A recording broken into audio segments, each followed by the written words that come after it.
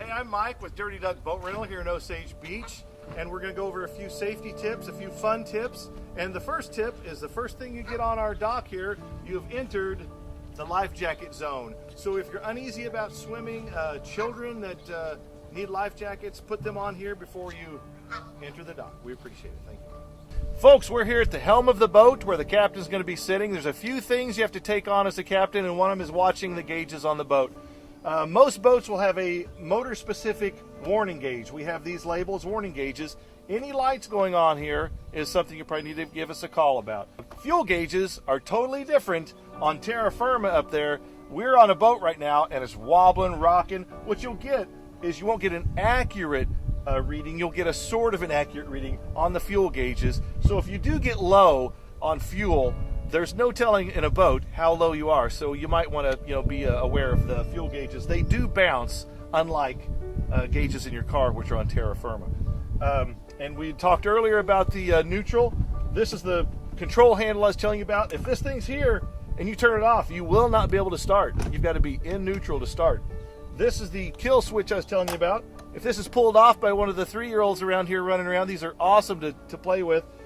This boat will not start. It kills power to the full boat, and you just want to make sure that's on.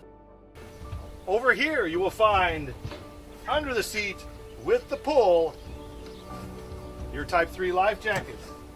Now do not lift the seat this way, you'll tear it out of the hinges. Next, for your flight enjoyment, normally we have our fire extinguishers under the helm or near the captain. And last but not least, if you're wanting to be a hero, save somebody's life, throw the life preserver. It's always stored right beside the captain. I've noticed docking makes my customers nervous, so I'm going to go through how to do it. You're going to be in gear, and you're going to be going as slow as you can possibly go coming into a dock. Once you reach within 25 feet of the dock, put the gear shift in neutral and coast. No power, just coast into the dock. The main buoys you're going to see on the lake are going to be a no-wake buoy and a danger buoy.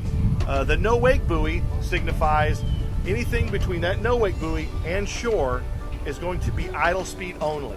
If you notice them dotted like here along the mouth of the cove, that means this whole cove is no wake, which means idle speed. The other buoy you're going to see is going to be a danger buoy, and they're normally seen on the points. And what that is signifies a shallow reef. Shallow water, give it a wide berth, stay around that. Oh, the only other thing you're going to see out there that I've ran across is a diver down flag. You'll see a flag, red line through it. That means there's a diver there. You don't want to get near that because there's a human under the water bubbling. To put the bimini top up correctly, some of these have hard feet on them, some of them have straps. You have 2 people and you pull from the front and down. This one in particular, there are some that snap in. This one in particular, you grab here, pull it down, put this shoe in there, and push it. And then to release it, there's a little button there that releases it, push it back. But the way to put these down properly are grab the ribs here, these ribs, both of them, and push them down at the same time to get it go down like an accordion. If you push it from the front, it's going to be all messed up. You curious to see how I got paid $2,317.16 this month without lifting a Inboard ski boats, deck boats, I call them fiberglass. They're a total different animal than an outboard pontoon or tritoon. I'm going to show you a few differences. One of the main differences, and you read this in the news at least twice a year, is somebody starting a fiberglass boat near a gas dock and it explodes. I'm going to teach you how not to make the news. On a fiberglass boat, you have a blower. What that does, that's a blower fan back by the engine compartment that expels all the gaseous vapors out of the engine compartment.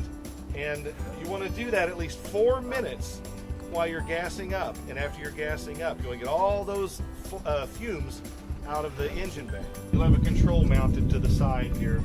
You'll have your off-run switch. That is a kill switch that kills power to the whole boat. A lot of times your knee will hit that, and you'll call me and you won't be able to start the boat. What's happened is it's on off. This needs to be on. As I explained earlier, you want to have the blower on an inboard motor that expels all the gaseous vapors out of what they call this doghouse. These are a lot different than an outboard. Inboards have the motors inboard. Like other boats, Wave Runners have kill switch lanyards also. And Shirley's gonna show you. Shirley. Stick it back under the button to get started. Now you'll see there's a green button. That's for go, that's start. You will see and notice a red button. That is for stop. You'll want to really take note of the red button because when you pull back up to our dock, we won't tell you stop, put the brakes on, blah, blah, blah. We're going to tell you red button. And what you do is we're going to idle you up to the dock, hit the red button about 15, 20 feet out, and you will gingerly float right on in.